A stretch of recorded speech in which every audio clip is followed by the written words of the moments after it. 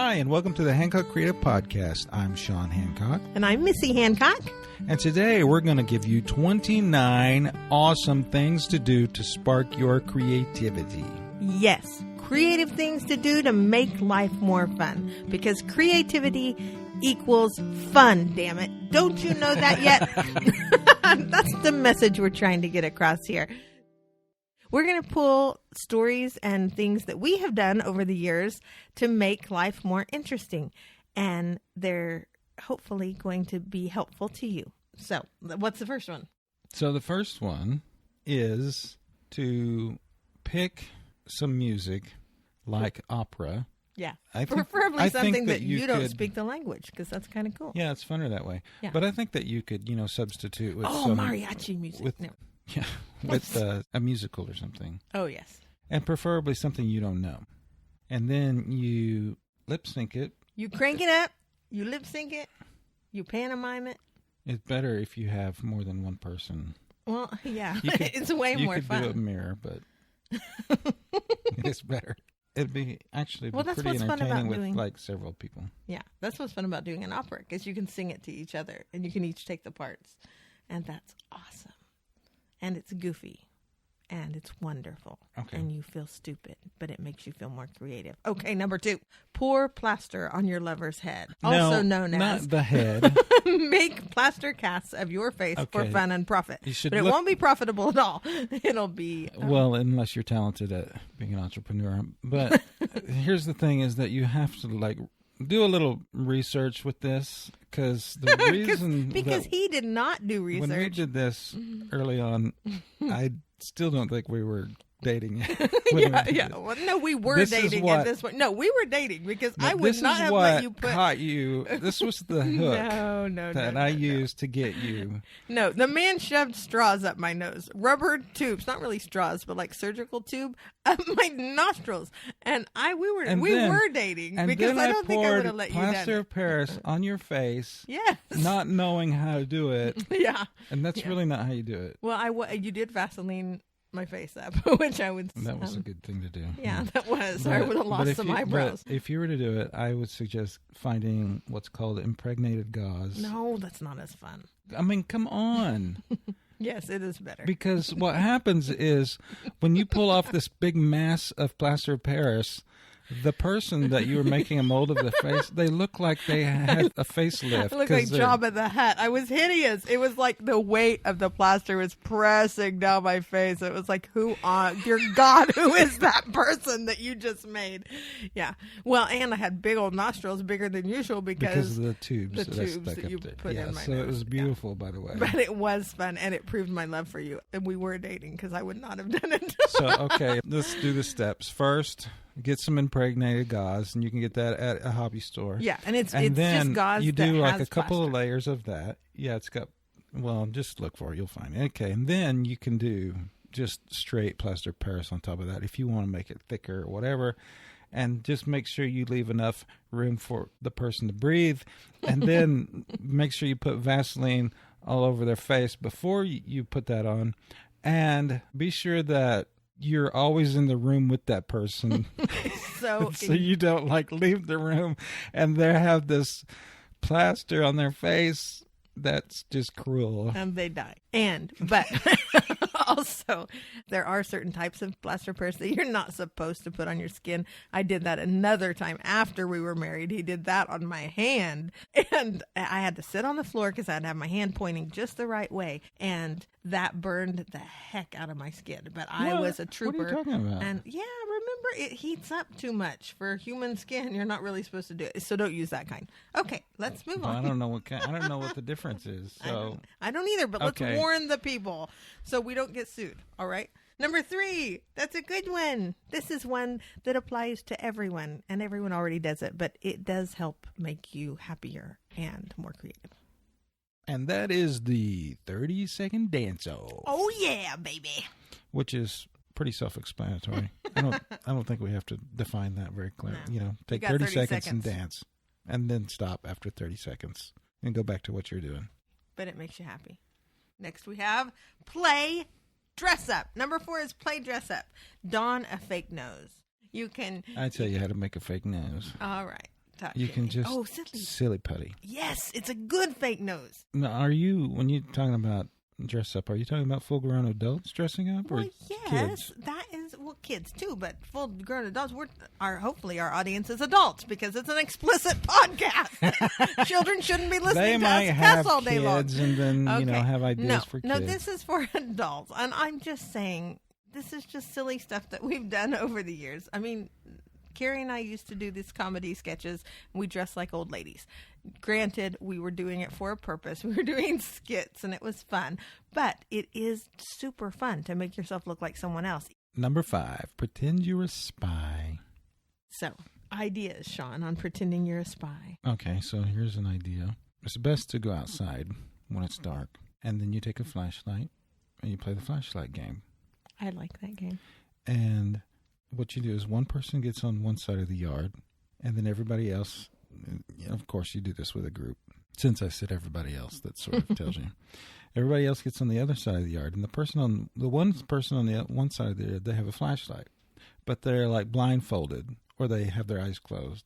And then the other people on the other side of the yard have to practice their stealth. This is all for stealth, right? Mm-hmm. So they slowly sneak up on the single person with the flashlight. And then if that person hears them, then they flash the light on that person that they heard, and that person has to go back to the beginning. And this is where honor comes in. Are you an honest person? When the flashlight hits you in the dark, are you going to go back? Yeah. But, yeah, pretty much your fellow competitors say, get back there, he shined the flashlight at you. You can't say too much because then it gives it your location But away. if you're being a jerk, then they'll hold you accountable. Yeah, they'll hold you accountable.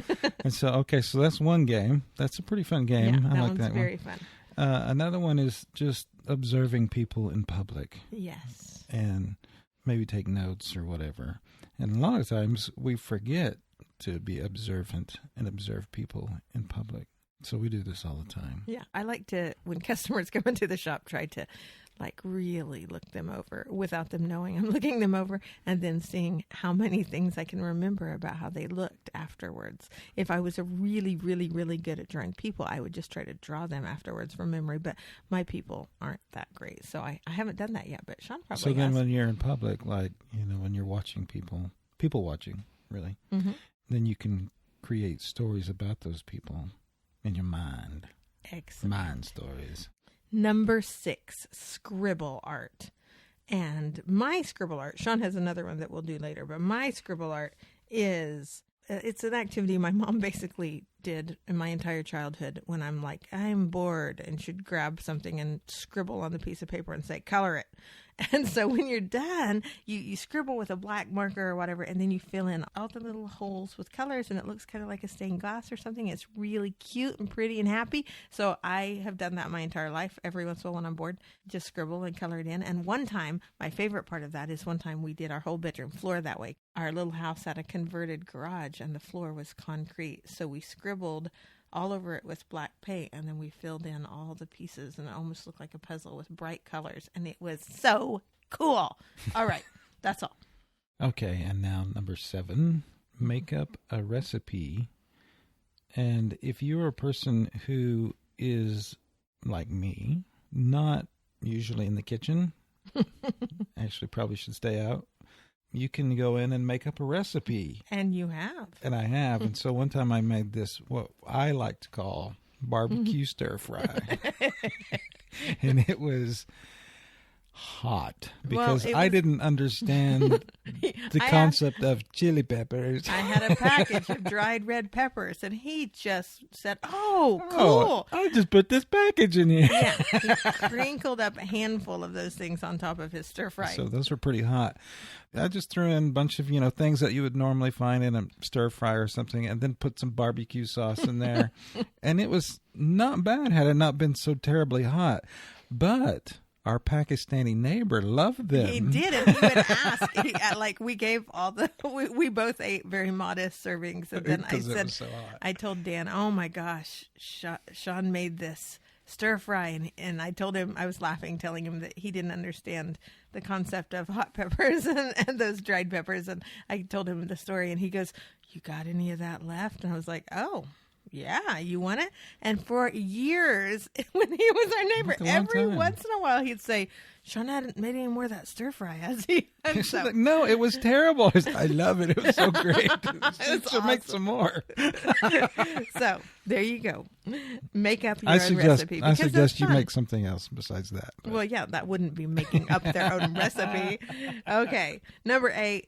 Some of these are just normal things that most people do, but that's okay. It's to show you how easy it is to change things up in life and make it more creative by doing something you wouldn't normally do. And and we forget that we just go out of the routine and do something that we haven't done for a while or whatever. Yes. So number 8 was just, this is something that almost every parent has done, and that's go to a playground and play like a 7-year-old. So go swing, go push your kid on the merry-go-round, or if you don't have a kid, just push the merry-go-round. You have to be cautious if you don't have a child and you're playing in the park. So there's boundaries just so that you don't look like a creeper, but just use common sense. But it is fun to go play like you haven't played. Do not get in those little child swings that are made for babies or whatever, because for whatever reason, people like to try to do that. And you should go, though for good fun, you should go Google people trapped in baby swings, because it's hilarious. There's lots of really great videos of people doing that. Firemen cutting people out. And so don't do that part. Okay. Just sit in a regular swing. All right, number 9, build things in the sand. I have written down, give yourself mermaid boobies, because that is plain good fun. If there's sand around. Yeah. If you have access to sand. Yeah. I guess you could use dirt, but it's not. Dirt boobies aren't as fun as sand boobies. Okay. Number 10, also a very normal one, but not as normal as it used to be. When we were kids, the 70s, I mean, it was still a relative. We were also kids in the 80s. We were, yeah, because we were born in 1970, but it was fairly normal still to go on a drive for entertainment. So you just went on a drive. So number 10 is go on a drive just for the fun of driving. I like to say get lost in some random neighborhood, that's safe. But sometimes it's fun to get lost, and then you figure out how to get out of that part of town. That doesn't work anymore because everyone's phone and car are telling them you just where don't to use go. That. Okay. And also a very fun part of that, one of my very favorite memories is looking into the rearview mirror as I sing my heart out on Play That Funky Music, White Boy, and seeing my 3-year-old child head-banging, singing Play That Funky Music, White Boy. So you should definitely crank up the music and sing loudly to it while you're at it. And number 11. Now, I don't understand the appeal of this, but you seem to like it. Does something for you. Well, it's fun. You make it sound creepy.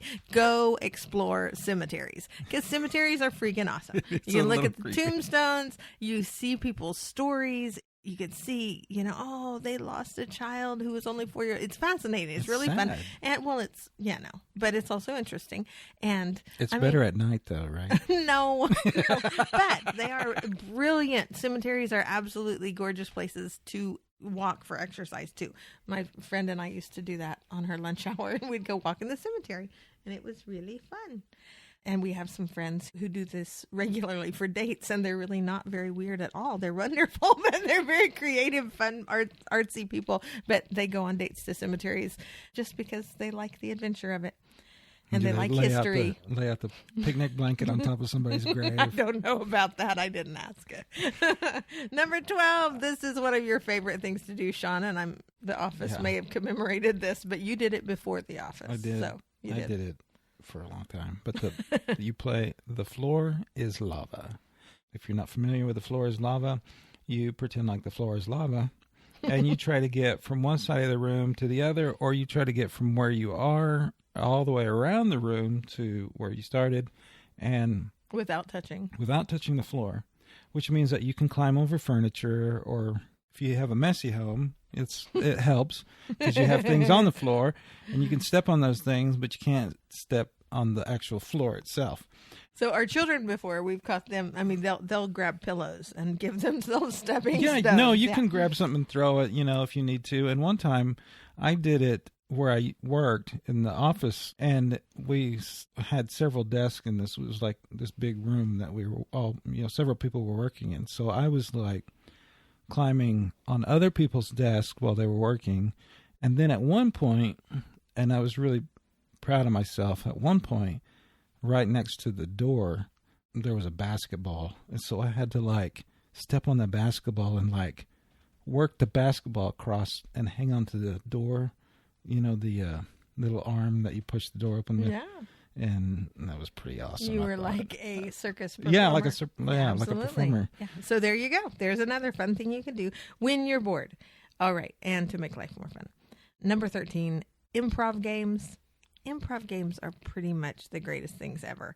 I mean, you may have varying opinions on watching improv, and bad improv is pretty bad. But, if you're doing it, you feel like a rock star. It's so fun. So you should play improv games. One of my favorite is first line, last line. And what you do is you just need a couple people, 3 or 4 people, and one person goes out of the room while the people in the room come up with the first line for the conversation. So the person who is out of the room has predetermined the last line for the conversation. So that person, when you've got your first line, they walk in, the first person says the predetermined line, which might be something like, "So, I don't know how those Cheetos got so soggy." Well, the other person has determined some last line about World War II. So they've got to work from Cheetos are soggy to World War II in a conversation. And it's loads of fun. And you can look up tons of improv games online. Another really fun one, and it's easy to play while you're driving, is radio station. Someone is the director, and you just point to each person in the automobile. And if you're alone, you get to play all the stations.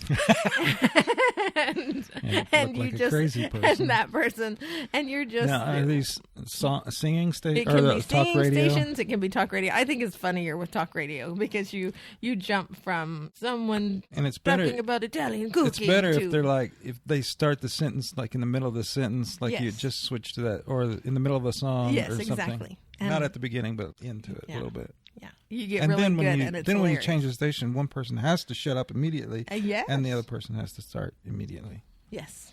So number 14. 14 is just to, we forget about making home movies, or just to make a movie, just really quick, throw something together, just make a movie. It's just real simple. Yeah, when we first had whatever kind of whatever that lets you do cool things years ago, you made a movie with the kids, and at the end of it, there's this feature on the program you were using to edit that let the person just disappear. And it left our whole movie hanging. Was that real or not? And it was awesome. That actually took me a hell of a long time to make that effect happen. Oh, never mind. It was no. It was just we had an iMovie or whatever, and I had to take a still frame photo and insert it, and then just do a fade from blah blah blah, whatever. Who cares? But anyways, I figured out how to do it, and it was awesome. Yeah, it was really cool. But you don't have to do all that. You can just make a quick movie, whatever it is. And our daughter Kira used to do a cooking show with what was the guy that she made up? Mickey Mullen. Mickey Mullins or whatever. Mickey Mullins. She would do like these detective shows, and then she would do cooking shows or whatever. She also made him her Facebook boyfriend, which is about 12, but that's pretty funny. Okay, moving on, because she won't be thrilled that we're sharing that. is Write a Comedy Show. I say that because that was one of my funner moments in life, has been writing comedy sketches and writing comedy shows that my friend and I used to perform. But if that's not your bag, you should at least once in your life go look up a Monty Python sketch script, or like an old Carol Burnett sketch script, or Saturday Night Live sketches, whatever. And you should perform it, because dang, that makes life more interesting. Next. So 16, juggle. Yeah, pretty simple. Yeah. But I got to say a couple things on juggle. I'm going to share something, and who knows, it'll probably be swiped up by one of you and you'll make millions on it. One time we did something called business balls, and we took old ties, vintage ties, and made them into juggling balls and packaged them and gave them as a gift to my brother-in-law, who was a businessman. And it was pretty awesome. And I call them business balls. And I called them business balls. And I said something about juggling your balls. Oh my God. Which I thought was hilarious. Okay, moving on. Oh, yes, and it helps. This is how I learned to juggle. Singing. Dun, dun, dun, dun, dun, dun, dun, dun, dun, dun, dun, dun, dun, dun. So that helped me. singing the circus song. And now I can kind of only juggle. Now you can't juggle without singing the song. Yeah, pretty much, but that's okay. So number 17 is a really fun thing that is becoming kind of a movement in arts communities, and that's having a drawing night. But we've done it forever. Just every once in a while, just everyone draws. It wasn't ever really formal. We just all were doing it. But now it's become more formal where they have drink and draws and those kinds of things. And that's totally fun. So you should do that. Number 18, give yourself a bizarre mission. Kira once decided to seed a strawberry. And if you didn't know, all the little bitty dots on the outside of a strawberry are the seeds. And so she pulled each one of those off and counted them. And I can't remember. There was like 300 and something on a strawberry. So, but we've done, you liked the tedious project. Give yourself a random, bizarre mission and complete it for surely just the joy of saying you did it. Number 19, we have redecorate a room without any consideration of good taste. Pablo Picasso said, good taste is the chief enemy of creativity, or the chief enemy of creativity is good taste, something like that. But one time we redid our living room. We had a house fire, and we had painted it the color of my toothbrush because I really liked that color, and it was this really pretty purple color that I liked a lot.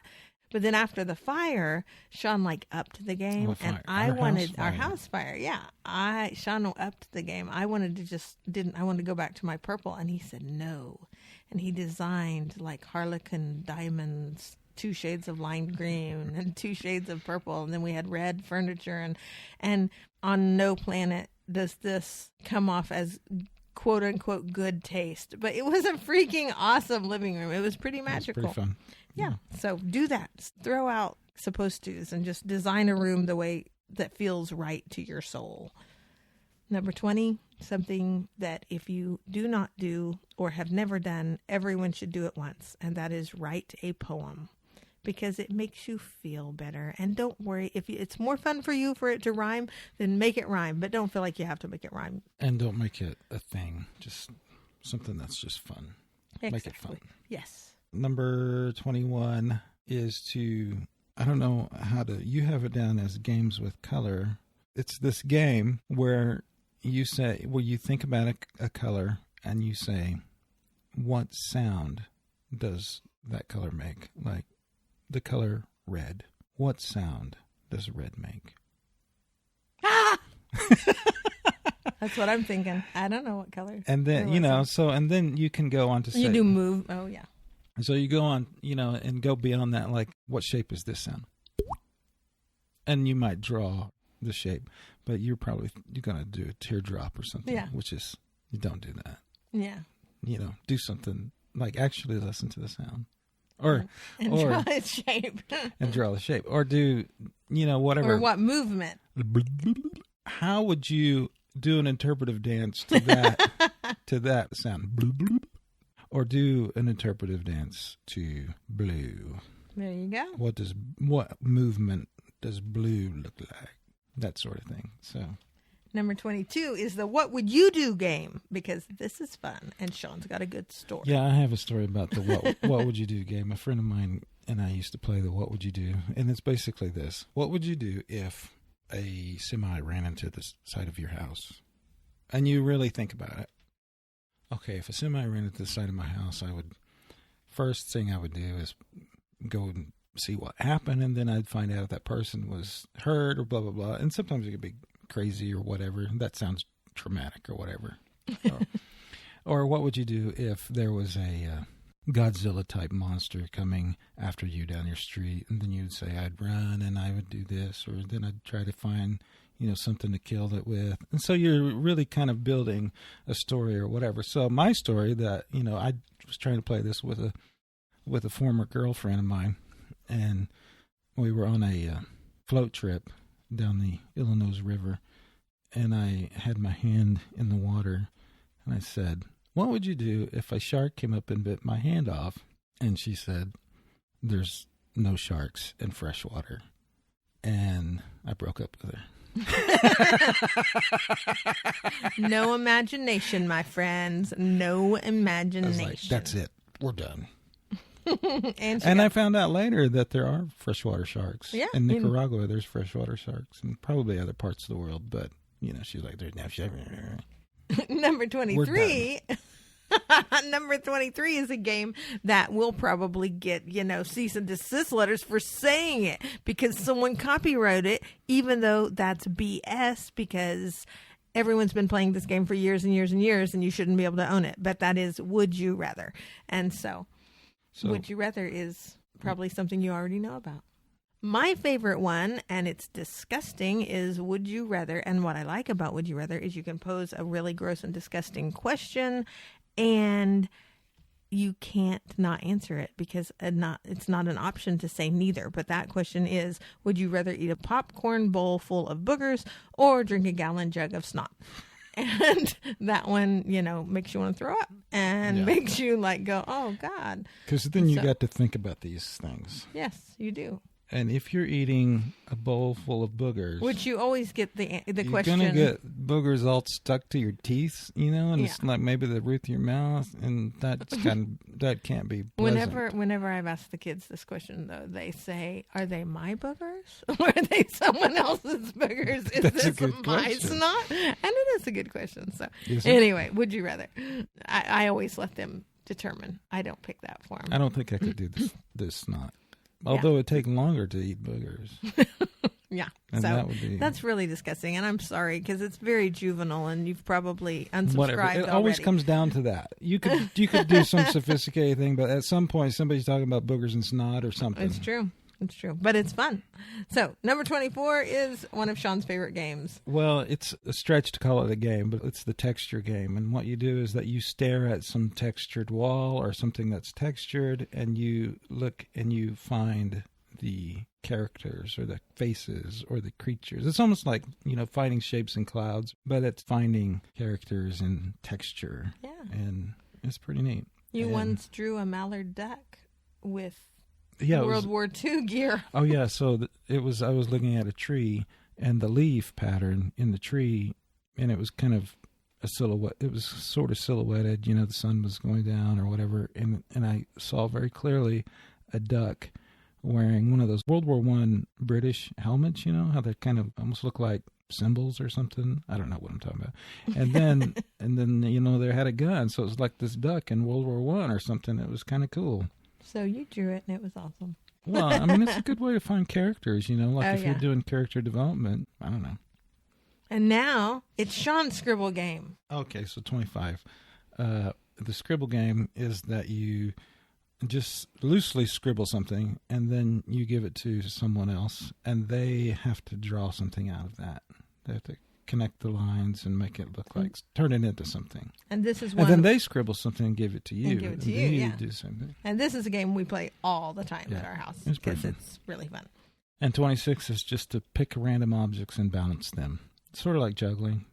It's not juggling. You could juggle random objects, but picking, like a broomstick or chair or an easel or anything that's usually long is easier to balance, but you balance it on the palm of your hand, and if you're good, you can balance it on your nose, which I can't do, but some people can. If you're good, you can.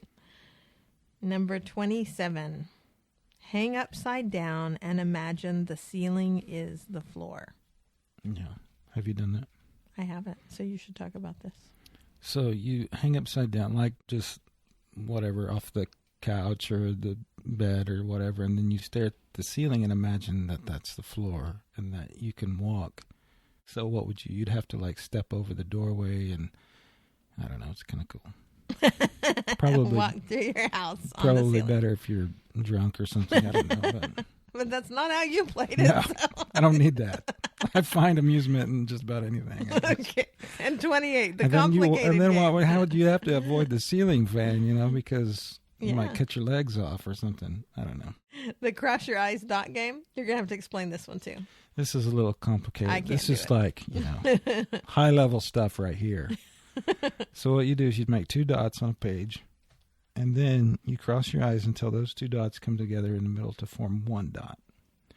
And then you make some other dots, and then you'll start to realize or start to see that you're making 3D art. And so the dots that are not lining up perfectly will look further back, and the dots that line up really well are further forward. And so you can do some 3D art that way. It's really kind of cool. It is cool. Or for people, I mean, you should do that, but you can also look at ViewMaster. But that's not very creative, so never mind. Well, it's the same thing. I mean, that's what's happening is what ViewMaster does is taking those two images. If you like look at a ViewMaster and you like close one eye and then close the other eye and go back and forth, you can see the difference between the two. And that's what's happening is ViewMaster is actually crossing your eyes, and it's an ancient art form. It's just beautiful. Old. It's just old. But you can do it yourself by just glazing over. And you remember those in the late 80s and the 90s where they had those weird computer-looking pictures, and you would just like stare at it and glaze over, and then you'd see like the Statue of Liberty shape in there or whatever. And they were really popular for like maybe 10 years or 5. I don't think that long. And they were really cool. But man, I could do that in seconds because I used to play this dot game. I can't. I saw one in the entirety of all of them. He made me stand and stare at. I saw it one time. Anyway, okay, number 29, our very last one, is to learn Pig Latin or learn to speak backwards. And do your line. You have the saying. Isi me, ude avle ime. I have to explain this. What I just said was, Missy, do you love me? And I dream of doing a sketch that's the Pig Latin lover, and he delivers that line to me. Isi me, ude afle ime. The man of your dreams. The man of my dreams. The Pig Latin. Because I can't speak Pig Latin. The Pig Latin lover. It's brilliant, I tell you. All right. So there's this, when my cousins and I were learning to say our names backwards, they said their names backwards, and we just, that's funny, blah, blah, blah. But then I said my name backwards, which, my name is Shawn Hancock, and so backwards it's Cocknanosh. Cocknanosh. And they somehow interpret that as cock-no-wash. Like I didn't wash my cock or something. Oh my God. And they just laughed for hours at that. And it made me mad. But I think we should have ended with my Pig Latin lover. You should have told your story first. Whatever. Yours is sad. Oh, poor little Shawn. Yeah, now I'm going to be teased by that. Just cut that part out.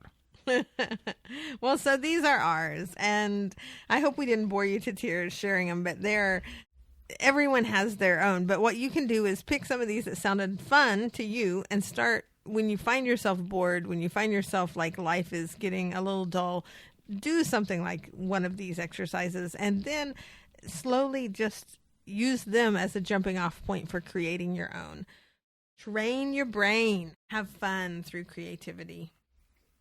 So talk to us on Twitter, tweet us one of the crazy things you decide to do. Check us out on Instagram at Hancock Creative Shop, and look up our merch on Etsy. We've got lots of cool things. Hancock Creative Shop. Just look it up on the shops.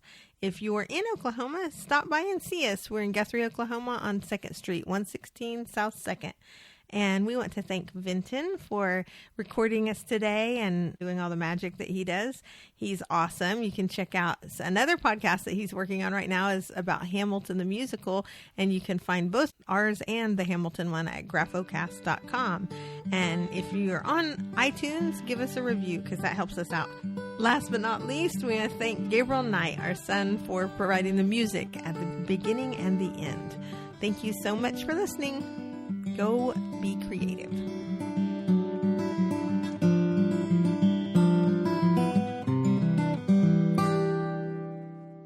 This has been a Graphomania production. If you would like to hear more podcasts, go to graphocast.com, graphocast.com. Follow us on Twitter at Graphocast and like the Graphomania page on Facebook for news and updates.